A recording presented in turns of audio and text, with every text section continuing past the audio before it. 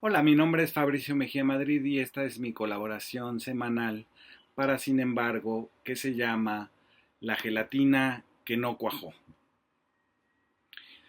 No hay error en la designación por parte del Consejo Mexicano de Negocios de la senadora Xóchitl Gálvez como su candidata a la presidencia. Es todo lo que los representa. El auge de sus empresas se debe a las componendas con funcionarios públicos. El conflicto de interés no lo declaro en mi caso, pero lo anuncio en los hijos del presidente. No veo como mi trabajo el del Senado de la República, sino como una palanca para seguir haciendo negocios, y si me denuncian, muevo mis influencias para acallar la imputación. Como sus representados, la élite económica que se creó desde el salinismo hasta el peñismo, los beneficiarios de la llamada transición a la democracia no ven corrupción en hacer negocios desde el poder de un cargo público. Minimizan lo robado y acaban diciendo que es resultado solo de su talento. Eso es la élite económica neoliberal. En su gran mayoría están convencidos de que la tranza es una habilidad. Seguramente habrá quien se sienta representado por la corrupción como una destreza, como una aptitud empresarial, pero no será el pueblo a quien trataron de engañar con aquello de que vivimos en una sociedad donde una vendedora de gelatinas puede llegar a tener una empresa que factura 1.400 millones de pesos en los mismos 9 años en que ha sido funcionaria pública. Pero los hechos son tres en el caso de los contratos de Xóchitl Gálvez.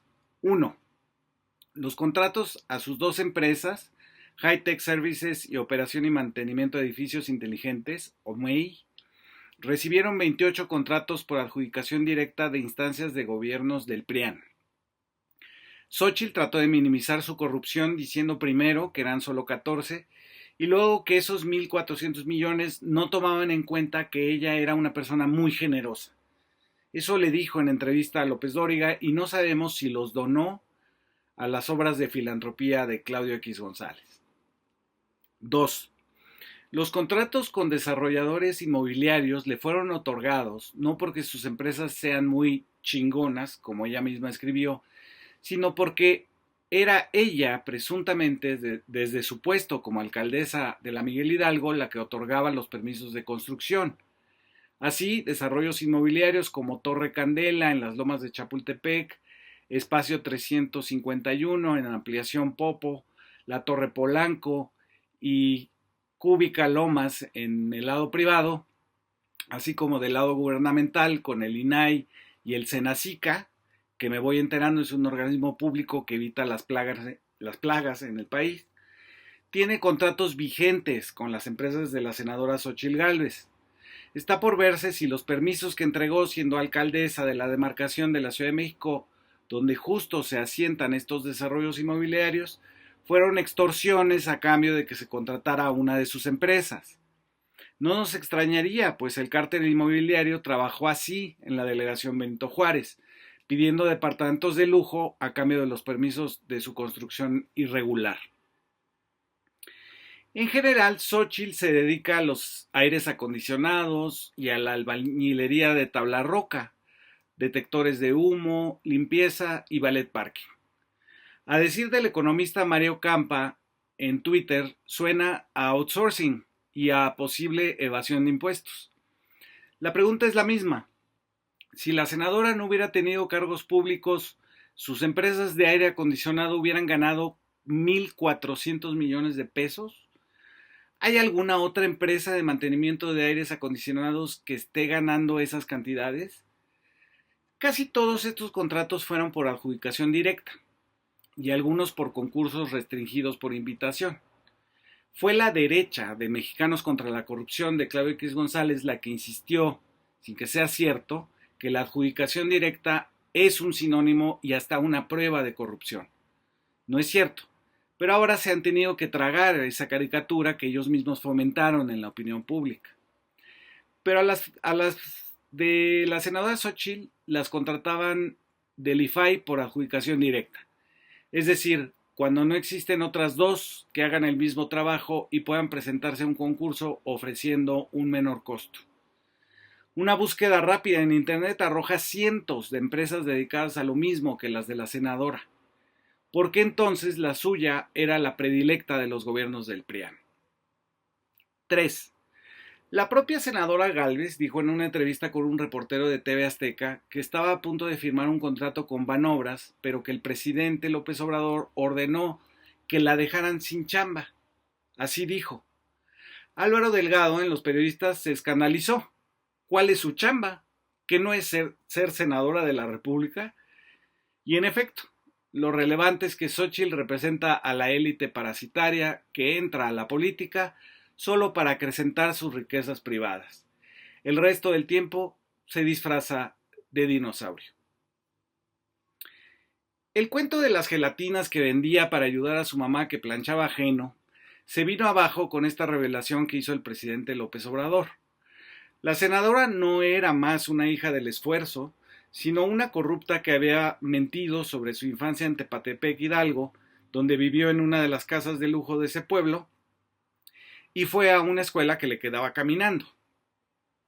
Faltaba por saber un tramo de esa historia. ¿Cómo pasó del Politécnico en computación a ser llamada por Vicente Fox? Pero eso, la verdad, ya no importa. Como tampoco tiene ya mucho sentido seguir discutiendo su etnia usurpada, o sus resultados nulos en el Senado de la República, o si el conflicto de interés existe solo cuando tú mismo lo crees. Sobre si es indígena, el periódico español El País trató de enmendarnos la plana a los mexicanos con algunas teorías metafísicas sobre la conquista y el mestizaje. Pero lo cierto es que tanto el Tribunal Electoral como el INE en México ya definieron lo indígena para que no se pasen de listos los políticos como Óscar Daniel Martínez Terrazas, de Acción Nacional, que falseó información para hacerse pasar por miembro de la comunidad de San Juan Tetelcingo en Guerrero. Según la resolución de las instancias electorales mexicanas, no es que alguien se autodefina como indígena, sino que se requiere de un fallo colectivo.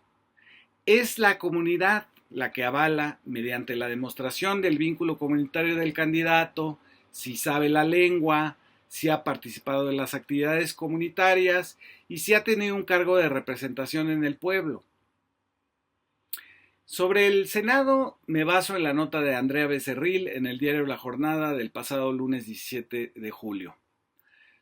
Dice Andrea Becerril: desde el 1 de septiembre de 2018, en que comenzó la legislatura, Gálvez comenzó a subir una y otra vez a tribuna, especialmente para torpedear la mayoría de las iniciativas presidenciales y sus obras insignias como el Tren Maya. En ese primer año, la actual aspirante a la candidatura del Frente Opositor tuvo 61 intervenciones ante el Pleno, una para fundamentar el voto del PAN contra la reforma que permitía a Paco Ignacio Taibo II asumir la dirección del Fondo de Cultura Económica al eliminarse el requisito de ser mexicano por nacimiento. De acuerdo con sus informes de labores y datos del Senado, de esa fecha al pasado 30 de abril presentó 48 iniciativas y 117 puntos de acuerdo, buena parte para demandar comparecencias de funcionarios responsables del Tren Maya, la refinería Dos Bocas o de los titulares de Petróleos Mexicanos o la Comisión Federal de Electricidad, empresas a las que acusa de ser ineficientes y de contaminar. Por lo que toca a las iniciativas, la mayoría están congeladas en comisiones y los puntos de acuerdo más antiguos se dieron por concluidos. Entre ellos está el que presentó en septiembre de 2019, en el que pedía a la Secretaría de la Función Pública investigar el patrimonio del titular de la CFE, Manuel Bartlett. A partir de un reportaje del ahora director de Latinus sobre ese tema, ella lo retomó y con esos datos presentó una denuncia en la Fiscalía. Lo mismo hizo con otra información de Mexicanos contra la Corrupción, de Claudio X González, en la que se acusó a José Ramón López Beltrán, hijo del presidente, de vivir en Houston alquilando una casa por un contratista de Pemex. Hasta ahí la nota de Andrea Becerril. También sabemos que la senadora, no obstante que los pueblos del istmo de Tehuantepec fueron afectados por las plantas eólicas españolas, votó contra la ley eléctrica. Y lo mismo sucedió cuando estuvo en contra de la ley minera, la educativa y la electoral. Como digo, tampoco su discusión de si haber ocultado en el Senado su evidente conflicto de interés entre sus cargos públicos y sus empresas tiene ya mucho sentido, porque ella clama en todos los medios, por los que hace casi una gira casi semanal, que se trata de una persecución política que utiliza al SAT, a la que ella misma llama toda la fuerza del Estado. Imagínense que el Estado fuera nada más tu hoja de situación fiscal. En otros países, como Noruega, por ejemplo, cuánto ganan sus contribuyentes y cuánto pagan de impuestos es abierto. Todo el mundo puede consultar los montos y cada año de ahí se hacen las listas de los más ricos y se estiman las brechas de desigualdad de ingresos. Mantenerlo en secreto es ocultar una actividad ilícita y no abona a la confianza en un sistema en que todos pagan. Gálvez dice que sus ingresos son parte de su privacidad. Si sus empresas son públicas y ella misma detenta cargos públicos, ¿por qué sus ingresos no lo son? Una vez más enreda las cosas. Es ella la que estuvo cometiendo un ilícito al no declararlas como conflicto de interés, como marca la ley. De lo que se queja en el fondo no es de persecución, sino de que su estrategia, por cierto no muy brillante, de hacerse pasar por un caso de esfuerzo y talento en 1 millón, de vendedora de gelatinas a mantenimiento de aires acondicionados por 120 millones de pesos al año. Esa es la gelatina que no cuajó. Y como las otras gelatinas siguen, a pesar de que su página de apoyos hasta juntar 150,000 no funciona, ellos también quieren aprovechar este momento de caída de la senadora.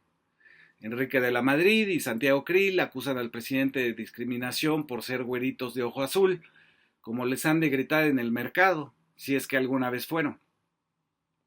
Los demás, hasta cabeza de vaca, acusan fraude en la página que vigilan los mismos funcionarios del IFE, para quienes no existió fraude en el 2006, ni rebase lunático de topes de campaña en 2012.